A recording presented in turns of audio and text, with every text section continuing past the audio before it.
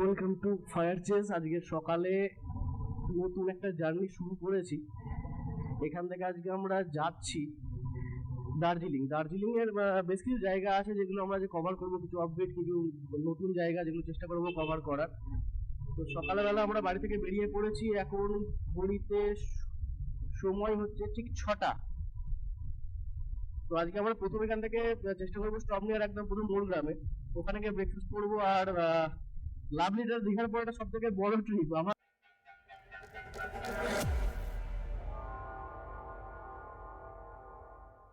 তোমরা যদি গোটা এই সিরিজটা দেখতে চাও তাহলে অবশ্যই চ্যানেলটাকে লাইক করো, সাবস্ক্রাইব করো, আর তোমাদের বন্ধু বান্ধবদের শেয়ার করে দিও।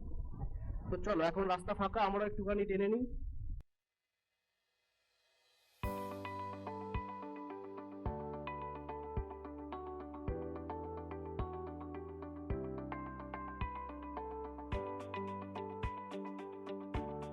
তো আমরা কাটোয়া রোডে এখন ঢুকে গেছি।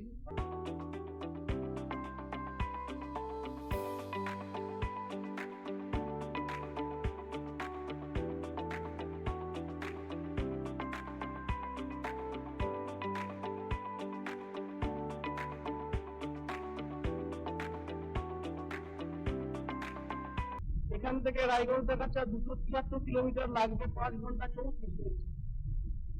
তো দেখা যাক আমরা রায়গঞ্জ কতক্ষণ ঢুকতে পারি, কিন্তু তার আগে একবার দাঁড়াতে হবে কোথাও একটু ফ্রেশ হওয়ার জন্য। সকালবেলা তিন চাটা না খেয়ে বেরিয়ে পড়েছি, এত এক্সাইটেড ছিল আজকে।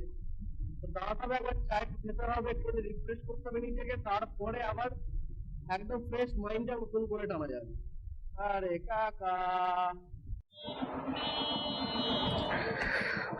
তো বন্ধুরা, এই পাঁচমন্দি থেকে ছাড়ছি এবার। পাঁচমন্দিতে শুধু চাটা খেয়ে ফ্রেশ হয়ে নিলাম। আরে বাবা, কি হলো? ঠিক আছে, এবার পাঁচমন্দি থেকে বেরোচ্ছি, সোজা মোর গ্রামের রাস্তা ধরেছি।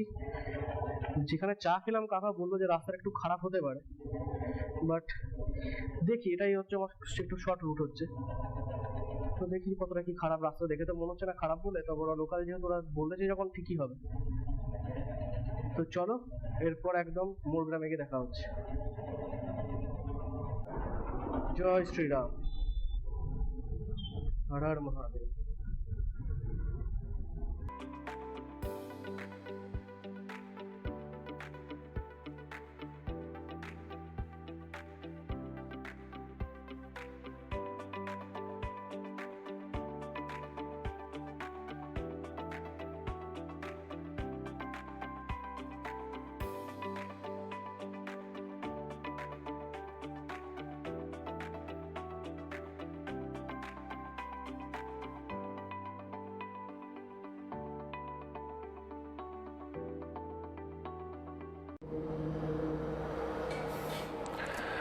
তো বন্ধুরা, আজকে এখানে দাঁড়িয়েছিলাম তারগ্রাম কালীতলা মুর্শিদাবাদ কি বাবু হোটেল। দাঁড়িয়ে আমাদের মোটামুটি ব্রেকফাস্ট করলাম, হেভি ব্রেকফাস্ট, রুটি চিকেন। এবার বেরোবো আমরা, ঠিক আছে খাওয়া দাওয়া। তো চলো বেরোনো যাক, এবার সোজা রওনা দেবো একদম মোর গ্রামের দিকে। নেক্সট স্টপ আশা করছি। হ্যাঁ, কখন থেকে তো হচ্ছে, চাপো হয়েছে।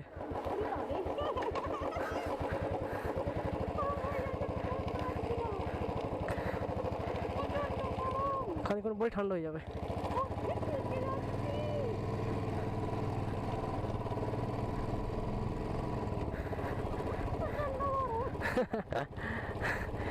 লাভলির কুশন, সিট কুশন এত রোদে গরম হয়ে গেছে এখন খানিক্ষণ থাকাতে।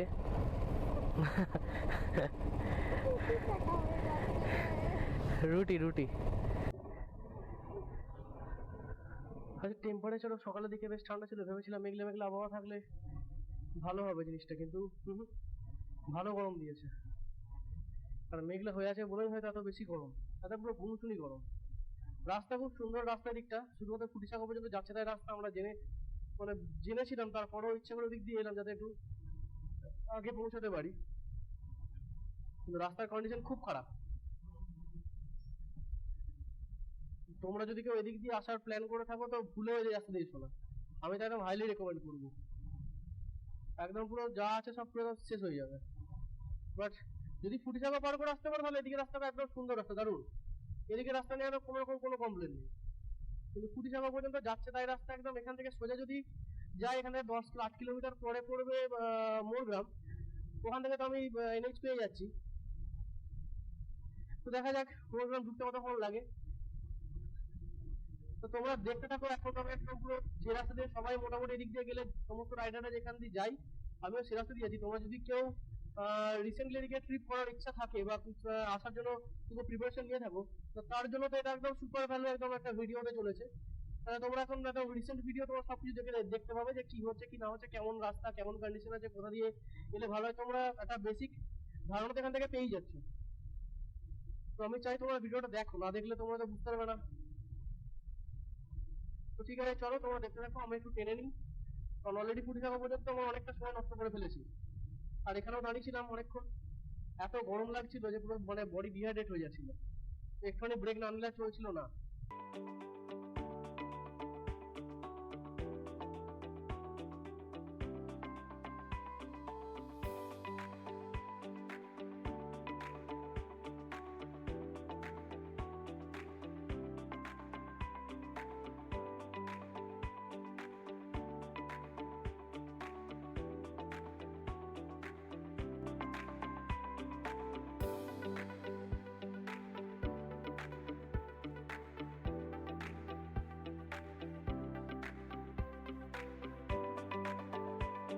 এখান থেকে শিলিগুড়ি হচ্ছে 336 আর মালদা 103 কিলোমিটার।